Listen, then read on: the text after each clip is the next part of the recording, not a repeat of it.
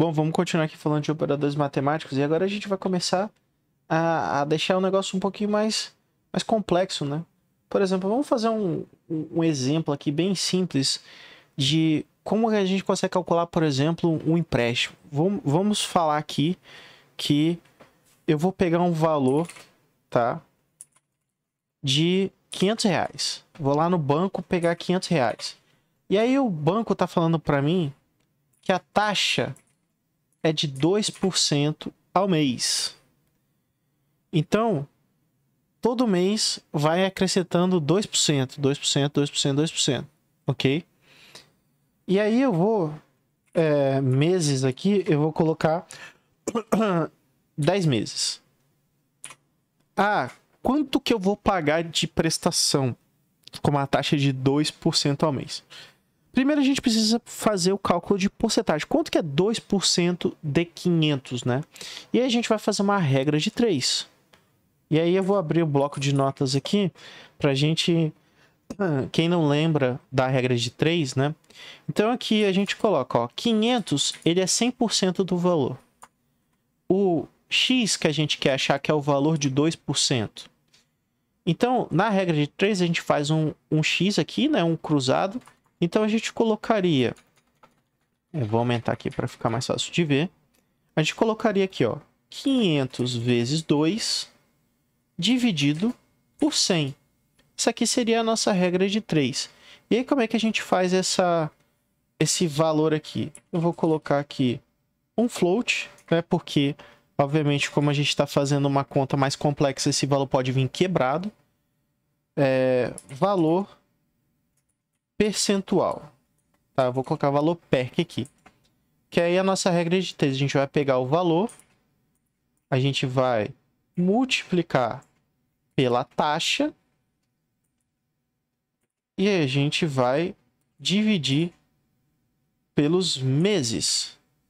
Só que perceba o seguinte, nesse caso em específico, primeiro a gente precisa fazer essa parte aqui da sintaxe para depois fazer a divisão. Por quê?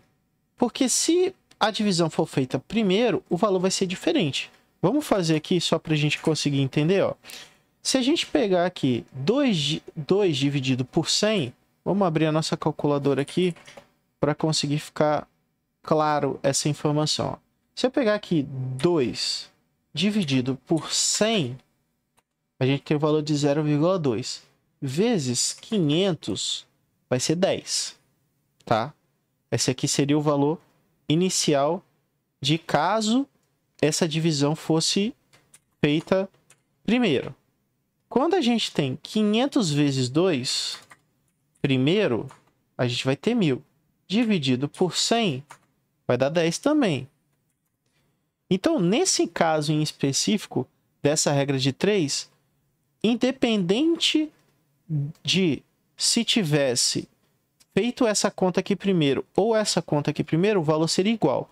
Mas caso a gente precise que a sintaxe seja feita uma parte do cálculo anteriormente, a gente precisa colocar entre parênteses, se não me engano, ou chaves, enfim, entre parênteses.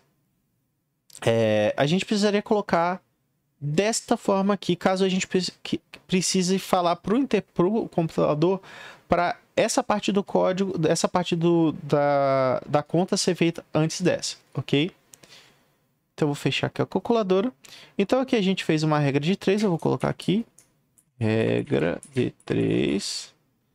E aí vamos lá. Agora eu vou chegar aqui e vou digitar um console.writeLine valor perc. Por quê? Eu vou dar vou mandar colocar aqui. Ele está falando aqui para mim, ó, que o valor que deu percentual, aqui ele colocou como 2, como 100, né? Só que tá errado. Isso aqui teria que dar, no caso a gente fez a conta aqui, ó, 500 vezes 2 dividido por 100, ele teria que dar 10. Vamos fazer de novo aqui essa conta para ver se está certo. Se fosse 10%, seria 50, né? Se fosse 10%, seria 50 o valor. Como aqui é 2%, isso aqui a gente divide por 5, né?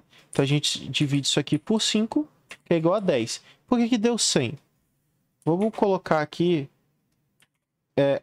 Aliás, eu já sei por quê. Porque aqui não é meses, aqui é 100, né? Então a gente volta aqui e a gente vai ter o valor de 10, ok? Porque meses é conta, a gente vai fazer a conta aí de juros compostos, né? A gente vai acrescentando 2% de taxa por mês. Então vamos lá. No primeiro mês, a gente pega aqui o valor, vou botar aqui float, primeiro mês. A gente pegaria o valor e adicionaria o valor da taxa.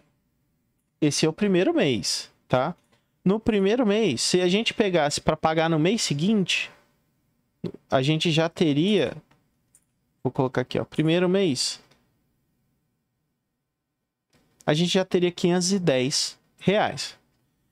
Isso no primeiro mês. Eu tô falando assim, se a gente fosse pegar o valor agora, só colocaria a taxa de 2% para pagar no próximo mês.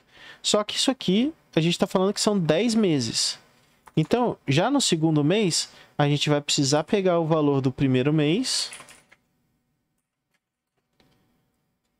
e fazer de novo essa conta de percentual aqui, ó. Colocar aqui, em vez de valor, a gente vai colocar já os 510 e vai colocar aqui o segundo mês. Então, se fosse pegar, pagar em 60 dias, né? Opa, vamos colocar aqui valor PERC, valor primeiro mês, mais o valor PERC. Então, vamos lá. PERC 2.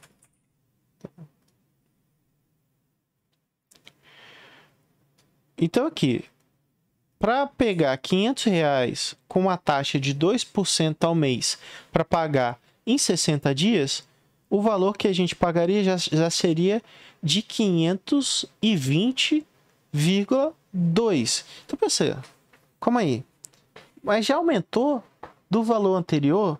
Sim, porque no segundo mês já não é mais o valor dos R$500, e sim dos 510. Isso que é o juros composto, né? Isso que é a brincadeira que o banco faz, que ninguém percebe. Quando coloca essa taxa de 2% ao mês, ela vai acumulando mês a mês de acordo com o valor que você pegou e a taxa, né? Então vamos lá. Terceiro mês. Vamos copiar aqui de novo. Agora a gente vai colocar aqui, ó, valor PERC 3, segundo mês, né? Aqui vai ser terceiro mês. Aqui vai segundo mês, mais taxa 3. Então, para pagar em 90 dias, só vamos iniciar aqui. E aqui a gente coloca terceiro mês. Então, olha só como é que o negócio já vai crescendo, ó. Já é 530 e 60.